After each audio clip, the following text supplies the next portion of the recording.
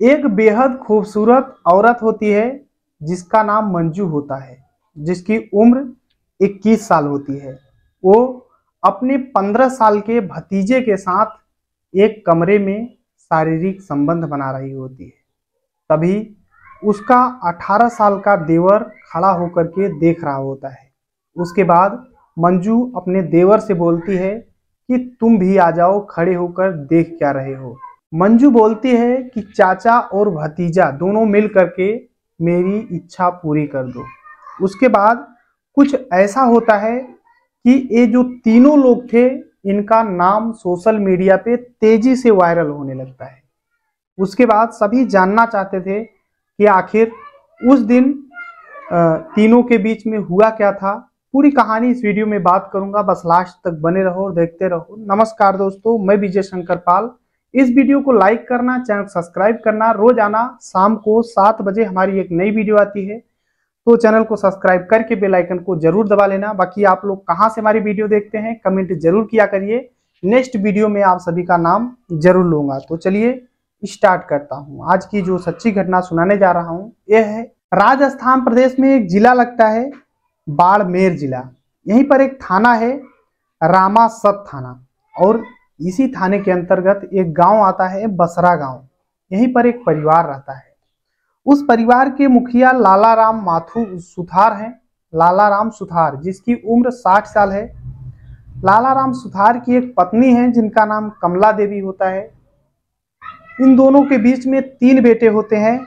बड़े बेटे का नाम निब्बा राम, जो बीच वाला बेटा है जिसका नाम सुरेश है, और सबसे छोटे बेटा का नाम जोगा राम है। निब्बा राम जिसकी उम्र 35 साल है, लगभग 35 साल। निब्बा राम की उम्र 35 साल होती है। निब्बा राम का एक बेटा है जिसका नाम प्रदीप है, एक बेटी रीतु जिसकी उम्र 5 साल, और बेटा प्रदीप की उम्र 15 साल है। सुरेश जो है इसकी उम्र 25 साल है। इसकी एक पत्नी है जिसका नाम मंजू है। मंजू जिसकी उम्र 21 साल है। अभी बच्चे नहीं हुए हैं, शादी लगभग 3 साल पहले हुई है।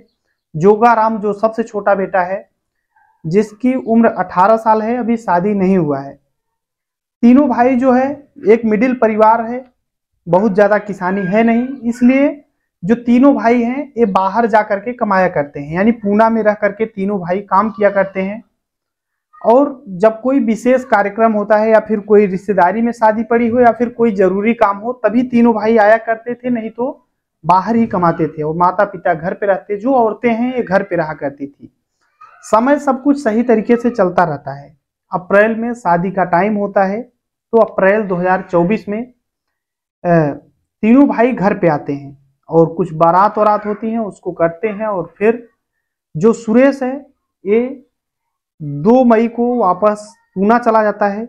और जो भाई हैं, छोटा भाई जो जोगा राम है, और लोग सब घर पे ही हैं। सोचे थे कि अभी कुछ दिन में हम लोग भी पूना जाएंगे।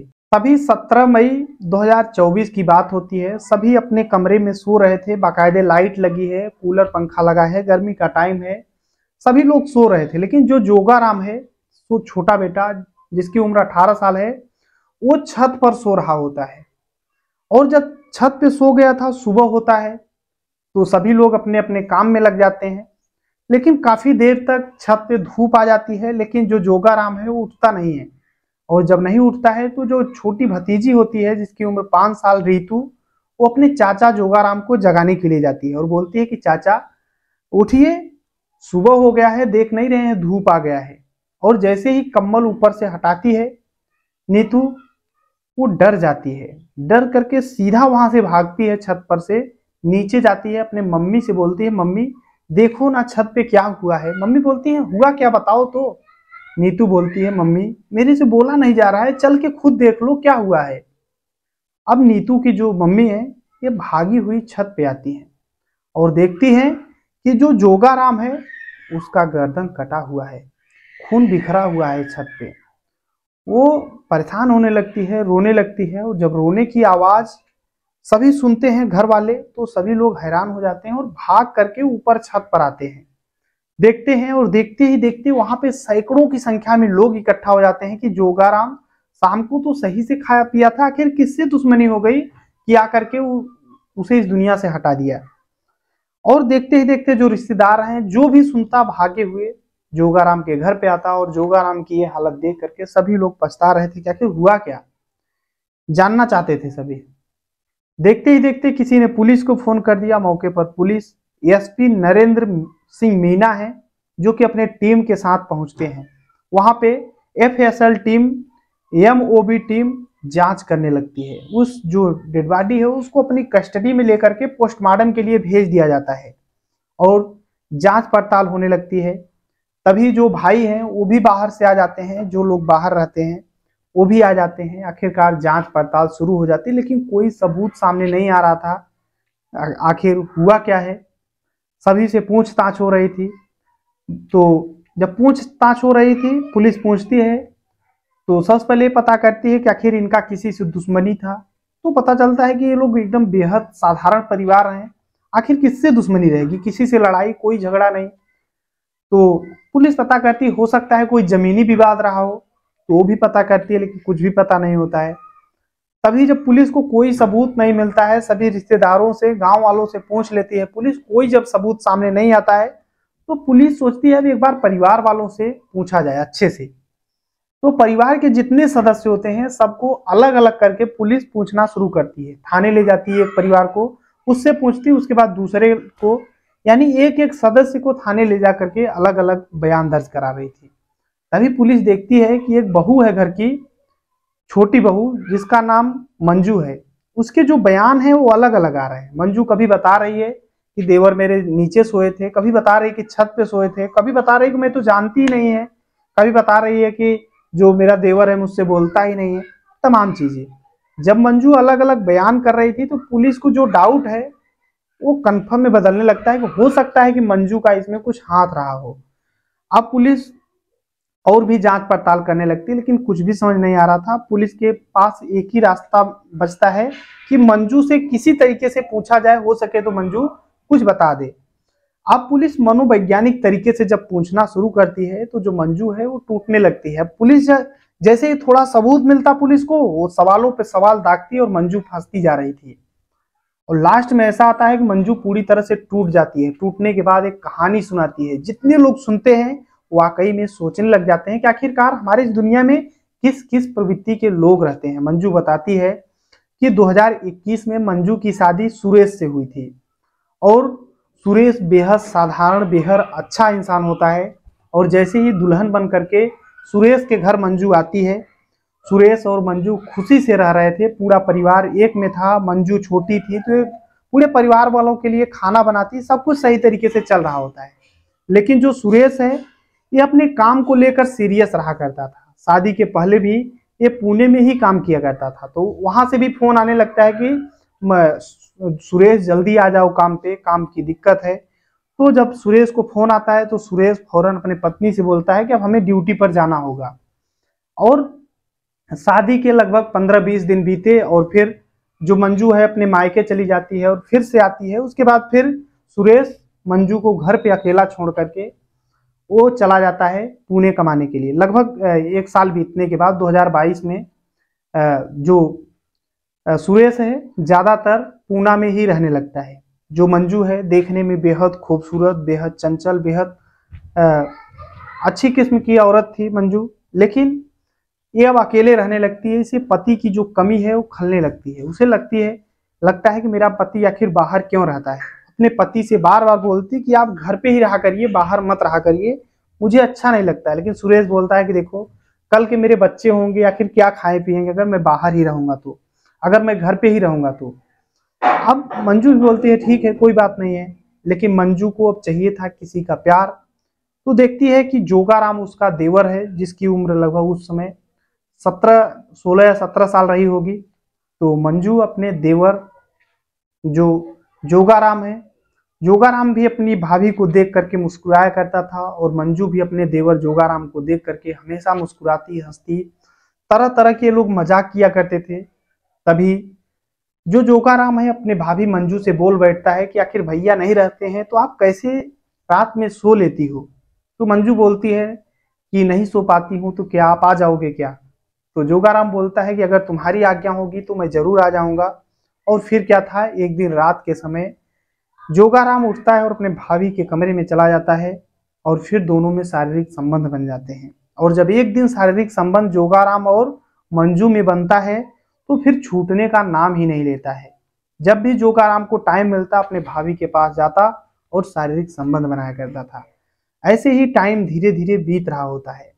अब जब टाइम बीत रहा होता है तो इधर 2023 लगने लगता है, लगभग 2022 का लास्ट 23 लग जाता है, 2023। अब जो जोगाराम है इसके बड़े भाई बोलते हैं कि जोगाराम तुम भी अब 18 साल लगभग तुम्हारी एज हो गई हो, तो क्यों ना तुम भी बाहर आओ और कमाओ कुछ पैसे, सहारा बनो। तो जोगाराम भी अपने भाभी से अब ऊब चुका था पूरी तरीके, क्योंकि लगभग साल 2 साल से अपने भाभी के साथ शारीरिक संबंध बना रहा था। ये भी अब अपना घर छोड़ता है और बोलता है कि मैं भी अब बाहर जाऊंगा, कुछ पैसे कमाऊंगा। तो मंजू बोलती है कि जोगाराम तुम बाहर मत जाओ, तुम घर पे ही रहो, अपने भाइयों को कमाने दो। लेकिन अब जोगाराम अपनी भाभी की बात नहीं मानता है और ये भी बाहर चला जाता है पुणे कमाने के लिए अपने भाई के पास, सुरेश के पास। अब वहां पे तीनों भाई बाहर पुणे में काम करने लगते हैं। आखिरकार मंजू को फिर से अपने पति और देवर की कमी खलने लगी। उसे लग रहा था कि आखिर अब मैं किससे क्या करूं। वो सोचती है कि अगर बाहर किसी से बात करूंगी तो लोग जान जाएंगे, तो क्यों न अपने घर में ही कुछ किया जाए। तभी उसका एक भतीजा होता है जिसका नाम प्रदीप होता है, जिसकी उम्र 15 साल लगभग होती है। मंजू अब उसे देख करके मुस्कुराना शुरू कर देती है, तरह तरह के अपने भतीजे से मजाक करती है। अब जो प्रदीप है वो भी अपने चाची का रवैया देख करके वो भी फिसल जाता है। और फिर क्या था, एक दिन प्रदीप और मंजू दोनों में शारीरिक संबंध बनते हैं और जब संबंध बनता है तो फिर छूटने का नाम नहीं लेता है। ये लोग जब भी टाइम मौका मिलता, अब भतीजा और चाची दोनों शारीरिक संबंध बनाते थे, मर्यादा को तार तार किया करते थे। ऐसे ही टाइम धीरे धीरे बीत रहा होता है। लेकिन अभी जब अप्रैल में सभी घर पे आते हैं शादी के टाइम में, अप्रैल 2024 में, तो जो जोगाराम है ये फिर से अपने, क्योंकि बाहर अभी तक गया था, तो फिर से आता है तो सोचता है कि मंजू अपनी भाभी के साथ फिर से शारीरिक संबंध बनाए। उसके पीछे पड़ने लगता है, देखता है कि जो मंजू है वो जोगाराम को बिल्कुल भी उसे भाव नहीं दे रही थी, मंजू बिल्कुल देख ही नहीं रही थी। जोगाराम बोलता है कि आखिर मेरे बाहर जाते ही जो मंजू है आखिर बदल क्यों गई।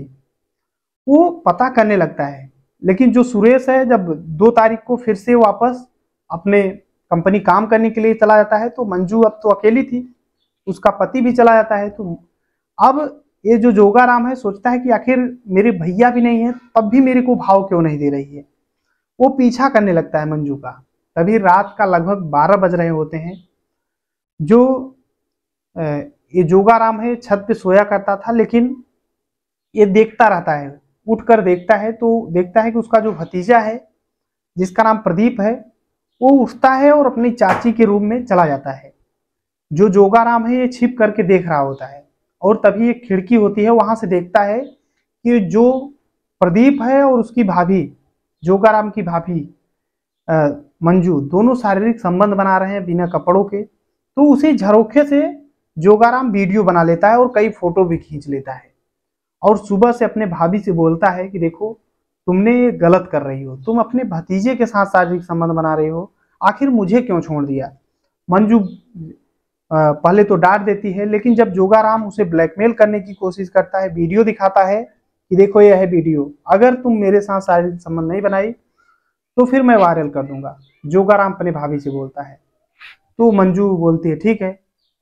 आखिरकार मंजू बेबस हो जाती है और जोगाराम के साथ भी शारीरिक संबंध बनाती है।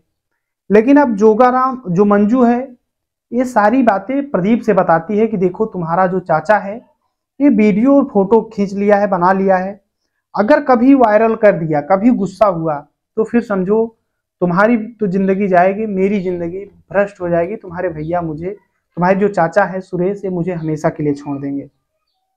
अब मंजू भी परेशान होने लगी, प्रदीप भी। तो दोनों सोचते हैं कि चलो कुछ ऐसा किया जाए कि जो जोगाराम है ये कुछ न कर पाए। और फिर दोनों प्लानिंग करते हैं कि क्यों ना जोगाराम को इस दुनिया से हटा दिया जाए। प्रदीप और मंजू दोनों प्लानिंग करते हैं। तभी जो प्रदीप है जाता है मार्केट और चाकू खरीद कर लाता है। रात का टाइम होता है, जोगाराम छत पे चला जाता है सोने के लिए। 17 मई 2024 की बात होती है। जोगाराम छत पे सो रहा होता है, तभी मंजू और उसका भतीजा प्रदीप दोनों छत पे जाते हैं और मंजू जो है जोगाराम के सीने पर बैठ जाती है और प्रदीप उसके गले पे चक्कू चला देता है। आखिर जोगाराम इस दुनिया को छोड़कर चला जाता है। ये लोग वैसे ही चादर ढक करके अपने अपने रूम में चले जाते हैं सोने। उन्हें लगता है कि किसी को पता ही नहीं चलेगा, लेकिन कहते हैं ना, गलत काम कितना भी सात्विक तरीके से करो, कभी न कभी खुलासा हो ही जाता है। आखिर कानून के हाथ बहुत लंबे होते हैं। पुलिस ने इन्हें गिरफ्तार कर लिया है, दोनों को। जैसे ही मंजू बताए, पुलिस प्रदीप को भी गिरफ्तार कर लेती है और फिर दोनों के खिलाफ गंभीर धाराओं में मुकदमा दर्ज करती है और जो मंजू है इसे जेल के सलाखों के पीछे डाल दिया जाता है और प्रदीप को बाल संरक्षण गृह में भेज दिया जाता है। और जैसे ही ये पूरी कहानी सोशल मीडिया और अखबारों के माध्यम से लोगों के पास पहुंचती है, तो लोग वाकई में सोचने लग जाते हैं कि आखिर इस दुनिया में किस किस प्रवृत्ति के लोग होते हैं। ये पूरी कहानी सुनाने का उद्देश्य किसी को परेशान करना है, दुख पहुंचाना है, बल्कि आप सभी को जागरूक करना है। जहां भी रहें, अपना और अपनों का ख्याल रखें, सुरक्षित रहें। बाकी आप लोग इस पूरी कहानी में अपनी राय जरूर देना। बाकी चलते हैं, जो कमेंट किए हैं हमारे पिछले वीडियो में, तो सतवीर हैं जो कि मुजफ्फरनगर उत्तर प्रदेश से रहने वाले हैं, जाकिर खान हैं जो कि लक्ष्मणगढ़ अलवर से रहने वाले हैं, नवल किशोर हैं जो कि सीतापुर उत्तर प्रदेश से रहने वाले हैं, जय प्रकाश जी हैं जो कि कंडियाल उत्तराखंड से रहने वाले हैं, मोहम्मद हादिस हैं, परमेश्वर यादव हैं जो कि खपरी मंगेली छत्तीसगढ़ से रहने वाले हैं। तो भाई सभी को तहे दिल से शुक्रिया। मिलते हैं इस वीडियो में, तब तक के लिए जय हिंद, वंदे मातरम।